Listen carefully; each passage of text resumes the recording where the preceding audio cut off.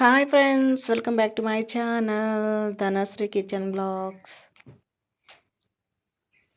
ఈరోజైతే గోధుమ పిండితో అయితే బాదుషా అయితే ఇంట్లో ఎలా చేసుకోవాలో చూసేయండి ఫ్రెండ్స్. ముందుగా అయితే 2 కప్పులు గోధుమ పిండి అయితే తీసుకోవాలి.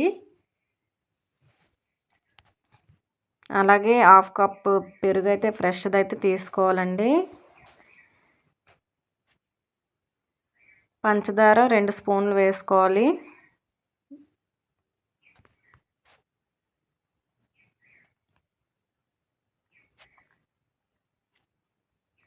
అలాగే కొద్దిగా సాల్ట్ కూడా యాడ్ చేసుకోవాలి. Baking powder half teaspoon వేసుకోవాలి. కొంచెం వంట సోడా కూడా వేసుకోవాలండి. చిటికెడంతే వేసుకోవాలి, ఎక్కువ వేసుకోకూడదు.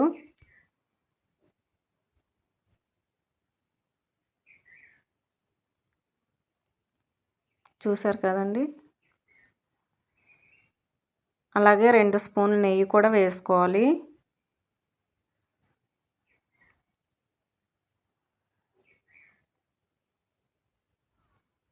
ఇప్పుడు వీటిని అయితే కొంచెం కొంచెం వాటర్ వేసుకుంటూ కలుపుకోవాలి స్మూత్గా అయితే పిండిని.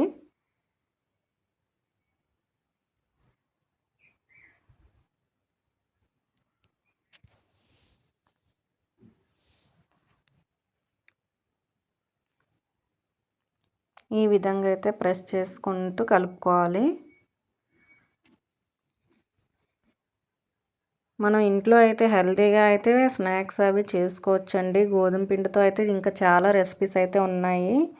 చక్కగా మనం బయట ఫుడ్ కొనుక్కొని తినే కన్నా ఇలా ఇంట్లో చేసుకుంటే హెల్త్కి కూడా మంచిది కదండి.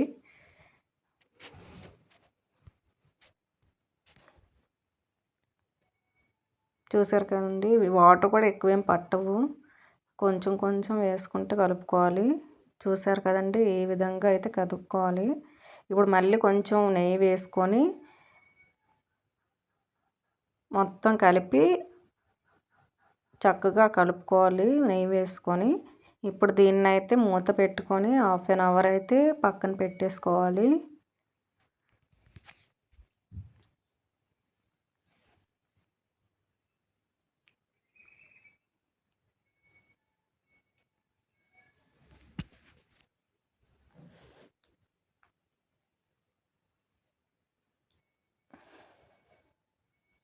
చూసారు కదండి, ఈ విధంగా అయితే కలుపుకోవాలి. ఇప్పుడైతే దీన్ని కవర్ చేసి పక్కన పెట్టేసుకోవాలి హాఫ్ అన్ అవర్. 1 అవర్ ఉంచితే ఇంకా బాగా వస్తాయండి. మనకు టైం బట్టి మనం పెట్టుకోవాలి. ఇప్పుడైతే అదే కప్పుతో 2 కప్పులు షుగర్ అయితే తీసుకోవాలండి షుగర్ సిరప్ కోసం.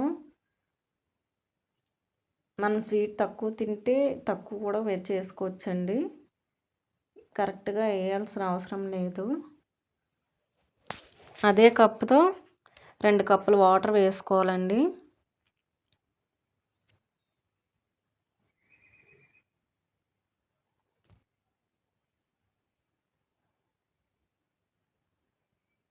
చూసారు కదండి, ఇప్పుడైతే స్టవ్ వెలిగించుకొని పెట్టుకోవాలండి. స్టవ్ మీద అయితే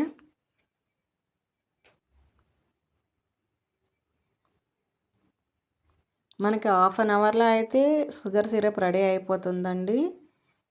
ఇప్పుడైతే యాలకులు కూడా దంచి వేసుకోవాలండి. చూసారు కదండి,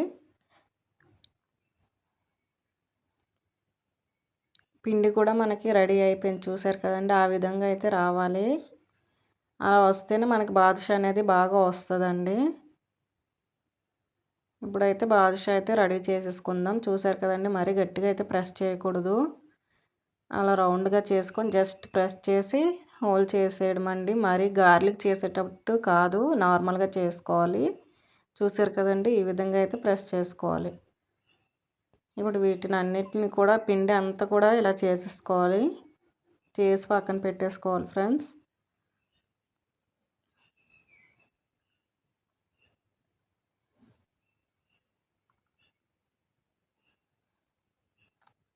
ఈ విధంగా అయితే అన్నీ చేసేసుకొని షుగర్ సిరప్ కూడా మనకి రెడీ అయిపోయింది ఫ్రెండ్స్. చూసారు కదా, అలా తీగపాకంలాగా అయితే రావాలి. అప్పుడే బాదుషాకి మనకి సిరప్ అనేది పడుతుంది.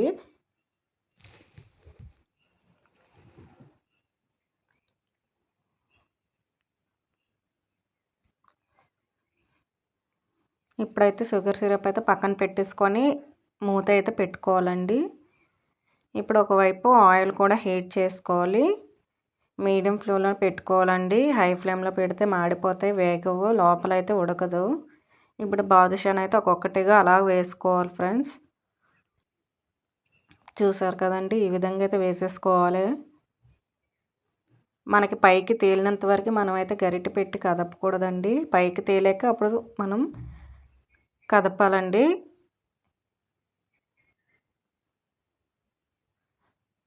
చక్కగా పైకి తేలాక రివర్స్ అయితే చేసుకోవాలండి మనం. చూసారు కదండి ఎంత చక్కగా అయితే వచ్చాయో బాదుషా.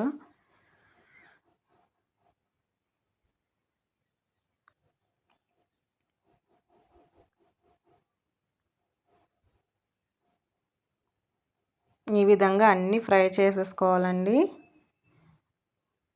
మనకైతే రెడ్ బ్రౌన్ కలర్ వచ్చినంత వరకు చక్కగా ఫ్రై చేసుకోవాలి. అంతా కూడా మీడియం ఫ్లేమ్లో పెట్టుకోవాలి. హై ఫ్లేమ్లో అయితే అస్సలు పెట్టకూడదండి, లోపలైతే ఉడకవు.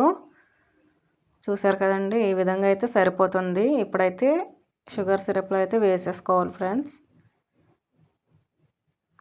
చూసారు కదండి, వీటిని అయితే షుగర్ సిరప్లో అయితే వేసేసుకుంటున్నాను ఒక్కొక్కటిగా.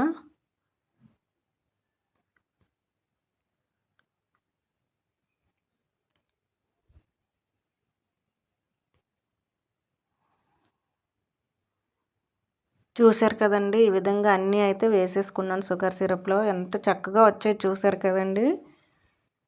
మీరు కూడా ఇలా ట్రై చేయండి ఫ్రెండ్స్.